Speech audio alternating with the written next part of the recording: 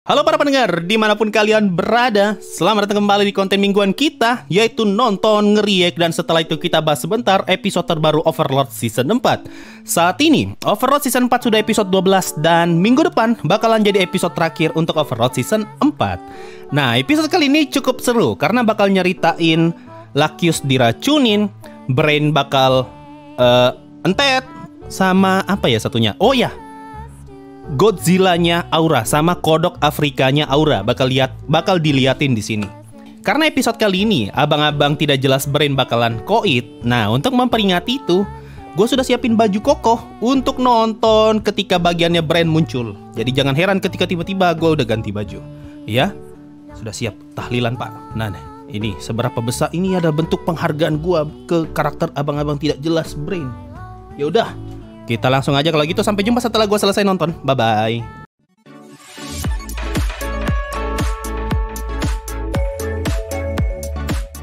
Apa nih, episode ini dibuka dengan apa nih?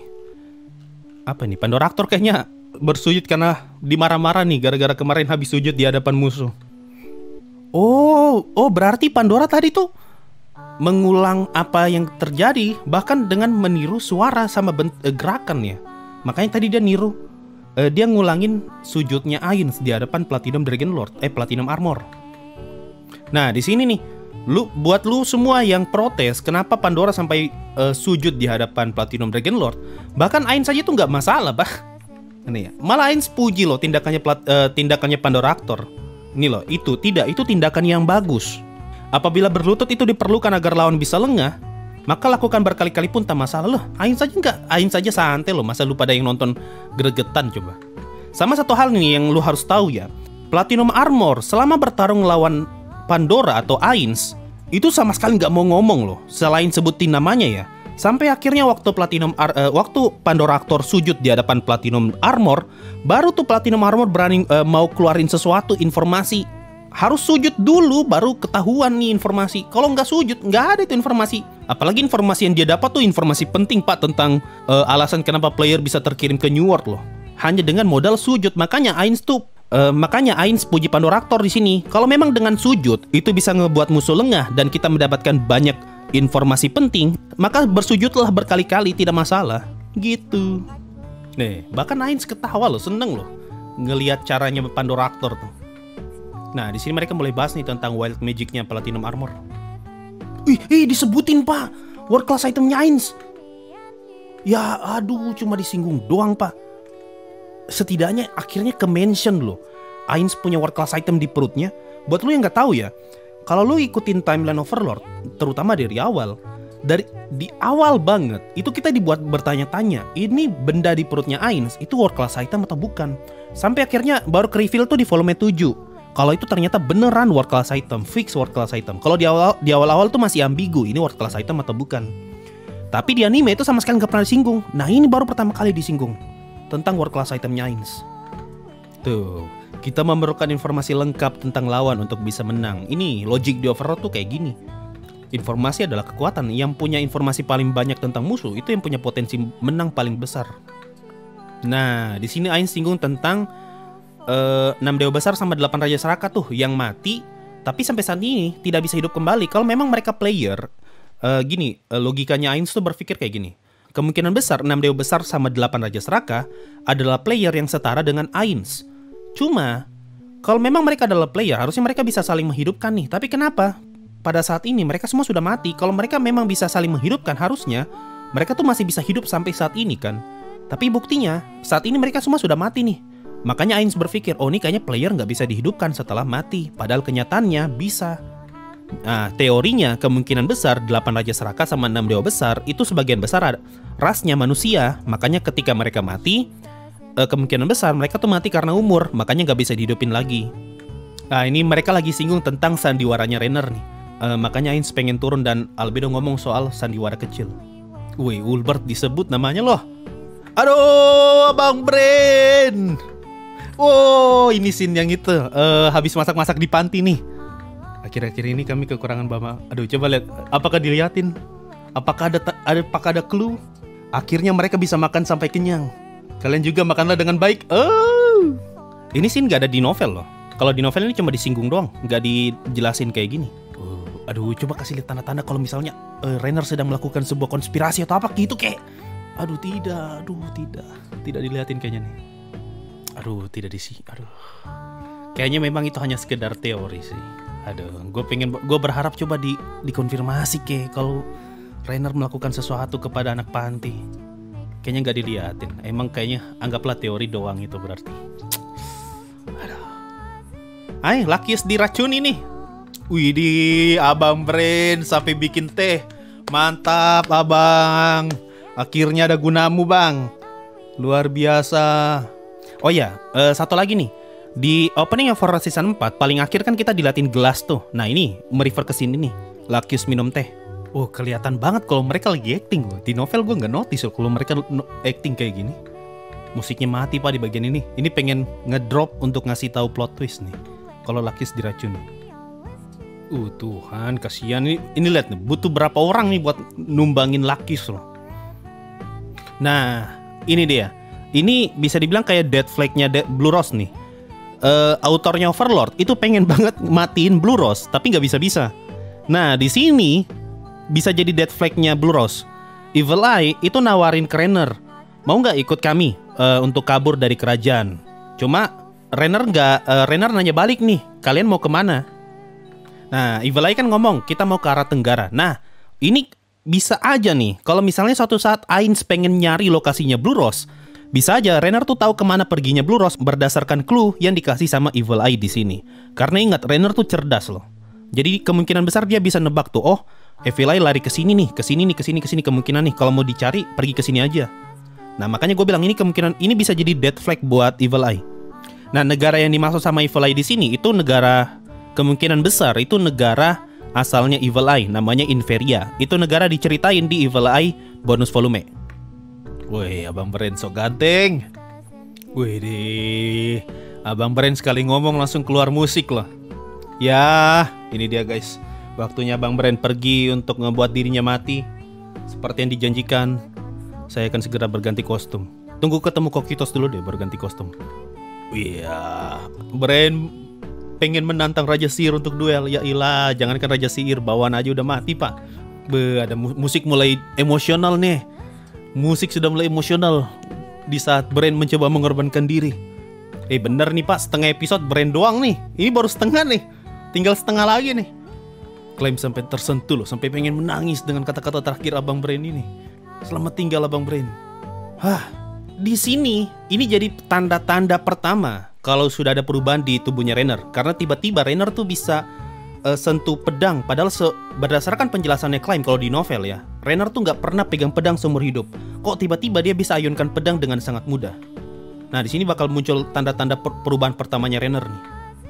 Nah, makanya gue bilang ini ada potensi kalau Rainer tuh ngorbanin orang-orang di panti tadi dengan ngasih makanan ke mereka. Nah, pengorbanan itu yang memicu perubahannya Rainer. Makanya di sini dia udah bisa pegang pedang. Hewannya Aura diliatin semua nih. Si kodok Afrika, nggak tahu nih hewan-hewan apa, bunglon, fan-fan, sama Godzilla. Nah, besar nih Godzillanya loh. Kalau dilihat dari sini, lebih kayak T-Rex sih daripada Godzilla. Nah, dicari nih lokasi Guild Magician untuk diambil kembali item sihir punyanya Demiurge. Nah, itu dia. Oh, bukan tower tuh ternyata. Wow, Godzilla pendek, kecil. Ya, nggak diliatin ya. Kalau di novel tuh kita diliatin kalau hewan peliharaannya Aura ngebully Godzilla. Tapi di sini nggak diliatin terlalu jelas. Besar sih, tapi kecil gitu. Gimana cara jelasin ya si Godzilla ini? Sudah waktunya ganti baju guys. Bentar ya. Waktunya kita ganti kostum.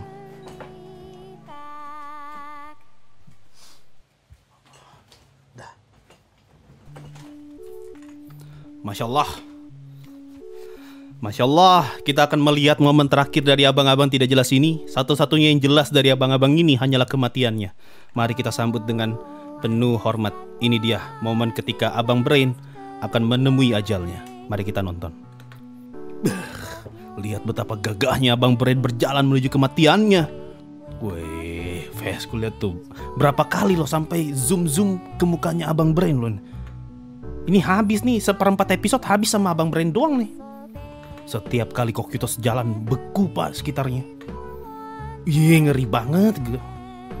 Weh, ya Abang Brand mulai minum potion. Ini kalau tiba-tiba ada flashback kacau sih. Ini kalau tiba-tiba ada flashback kacau. Oh tidak ada flashback, tidak ada, aman, tidak ada flashback. Iya, dia mulai perkenalkan namanya. Kokyutos juga mulai memperkenalkan nama. Weh, musik heroik mulai terputar. Wah, Abang Brand mulai serius nih mukanya nih.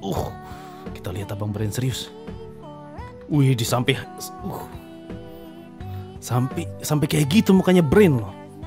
Lah, nggak kebelah dua ternyata Brand. Lah, kecewa saya. Ternyata cuma kebelah dadanya. Ya gitu doang. Gue ekspektasi, aduh ya udahlah. Namanya abang tidak jelas ya udah. Gitu doang. Adalah. Aduh, Brand. Wih, masih diliatin Brand loh. Nggak, Kokyutos bikin apa putar-putar gitu? Kenapa? Why? Kenapa harus diliatin Brand lagi coba? Apa tujuannya? Lah, Brand lagi pak? Ngapain? Lah ending, wanjir. Setengah episode Abang Brand guys. Setengah episode Abang Brand sampai musik ending masih ngasih lihat Brand. Aduh, gue nggak tahu sumpah. Tujuannya apa sih ngasih lihat Brand tadi tuh?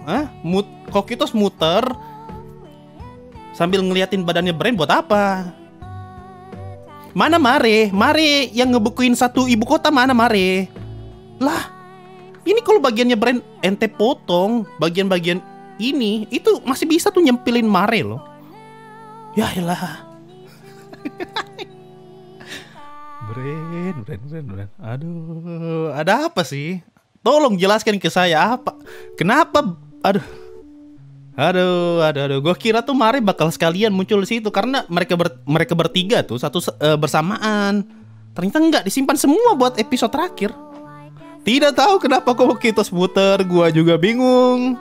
Gua juga tidak tahu kenapa Kokyutos muter, tidak tahu tujuannya apa. Sepertinya sih untuk tribut buat The Lord yang tidak jelas Brand ini.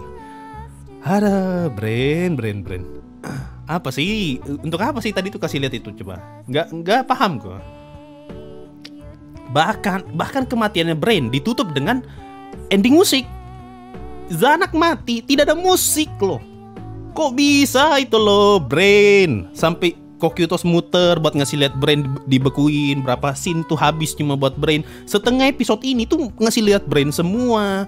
Brand lagi bawa kereta kuda. Brand lagi tuang teh. Bikin apa coba Ji? Di ending lagi Brand lagi dikasih lihat. Mati lagi ada musik ending. Giliran Zanak tidak ada musik. Alah, apa sih ini? Ada apa dengan Brand ini? Ya iyalah. Udah cukup. Halo everyone. Ditunggu konten roastingnya, terima kasih, wajah tersenyum. Aduh, gak jelas loh. Gak jelas. Brand. Oh, siapa nih? Halo everyone. Jadi nih bikin konten roasting Brand. Aduh, gue gak tahu pak. Nih Brand ngeselin supaya episode ini kayak ada apa sih dengan Brand ya? Halo everyone. Itu muter biar gak ngelangkahin Brand. Oh iya benar, kayaknya pamali kalau ngelangkain Brand, makanya muter. Oh, sebagai bentuk penghormatan. Aduh. Ada aja Brand. Udah, sabar. Ini outfit hanya untuk merayakan kematian Brand. Gue ganti outfit dulu ya. Halo everyone. Untung Kokyutos gak recall pas abis ngehabisin Brand, wajah tersenyum. Jangankan recall pak, sebagai bentuk penghinaan tuh, sebagai bentuk penghargaan itu bahkan sampai tidak boleh dilangkahi Brand itu. Nggak berani tuh Kokyutos buat recall depannya Brand. Udah, ganti baju dulu. Kita ganti kostum guys.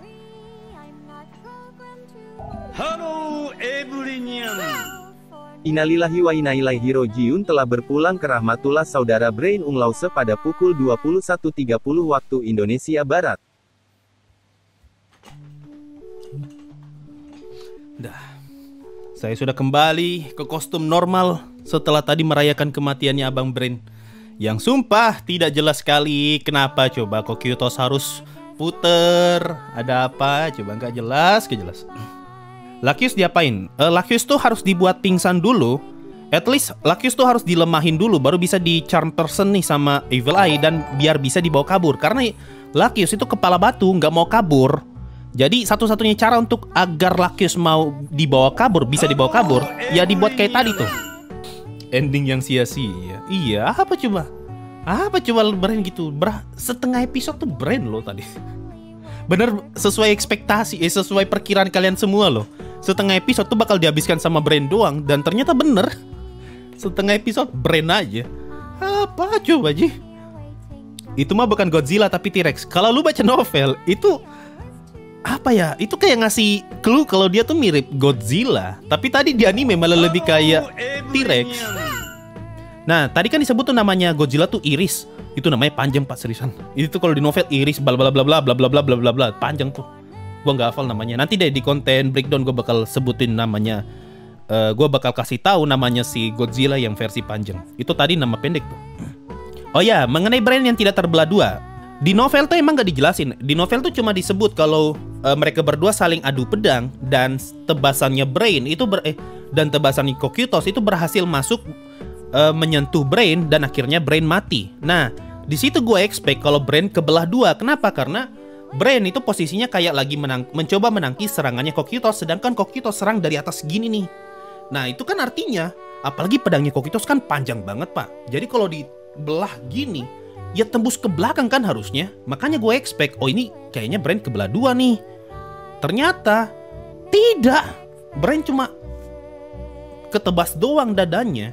Ini salah satu bentuk kalau perbedaan interpretasi antara pembaca novel sama animenya gitu. Cuma bukan berarti harus terbelah dua ya. Bisa, itu artinya gimana bilangnya? Artinya guanya aja yang salah berekspektasi nih. Makanya gue mengira kalau Brain tuh kebelah dua. Padahal ternyata enggak kebelah dua. Sorry kalau gue sudah salah ngasih informasi. Karena gue interpretasinya sih seperti itu. Brain tuh kayak terbelah dua gitu. Gara-gara kan mencoba menahan tapi ternyata enggak. Cuma ketebas doang dadanya. Sedih gak bang si Brain mati? Nah, waktu momen ketika Brain mati, gue notice tuh kalau musiknya dibuat emosional, dibuat heroik. Bahkan waktu scene Brain mencoba untuk menyerang dengan True Nail Clipper atau gunting kuku yang sesungguhnya, itu mukanya sampai dibuat kayak serius banget loh. Seserius itu loh. Seserius itu animator Overlord ngegambar si Brain loh. Lihat sampai matanya, urat-urat matanya dilihatin. Ada etika untuk duel pengguna katana, tidak boleh membelah anggota tubuh. Nah, masuk akal kalau itu masuk akal sini. Kalau memang benar ya itu masuk akal. Kok Brain cuman setengah episode doang bang? Ente mau apa? Hah? Sudah cukup setengah episode aja tuh udah kelamaan Pak. Itu betul-betul dilama-lamain tadi tuh di bagiannya Brain. Bikin apa coba kita dilatin Brain tuang teh? Hah? Apa coba kita dilatin Brain jadi kusir kuda? Bikin apa? Itu semua bisa kena skip itu tadi. Tidak penting itu, kenapa diliatin sengaja banget. Oke, emang bener.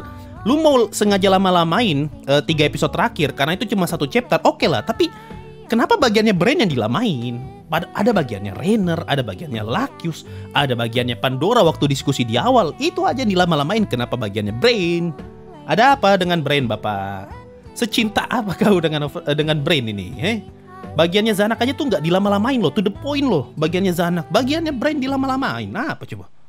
Lah, nanti episode 13 diawali sama Brain lagi lah. Cuma bagusnya, syukur tadi tidak ada scene flashbacknya Brain. Gue tadi tuh udah curiga, ini apa tiba-tiba nanti bakal muncul flashbacknya Brain lawan Shaltir ya? Ternyata tidak. Oh ya, bagian tadi tuh bagian Brain waktu dia ngeluarin skill terkuatnya. Itu Brain diceritakan kalau di novel udah berhasil mencapai atau melampaui ranah para pahlawan. Pokoknya antara dua itulah. Nah, tujuannya Brain selama ini itu pengen melampaui Gazev. Nah, pada momen itu, di saat sebelum Brain mati, di novel diceritakan kalau Brain telah berhasil melampaui Gazev. Dengan kata lain, impiannya berhasil tercapai tepat sebelum dia mati. Keren kan? Itulah Brain. Wah, abang-abang keren ini luar biasa. Mimpinya semua terwujud, meskipun dia tidak jelas. Itu ngapain Brain dibekukan? Apakah dibuat seperti web novel? Nah, ini dia yang jadi pertanyaan. Kenapa brain dibekukan? Itu juga gue sampai saat ini masih bingung.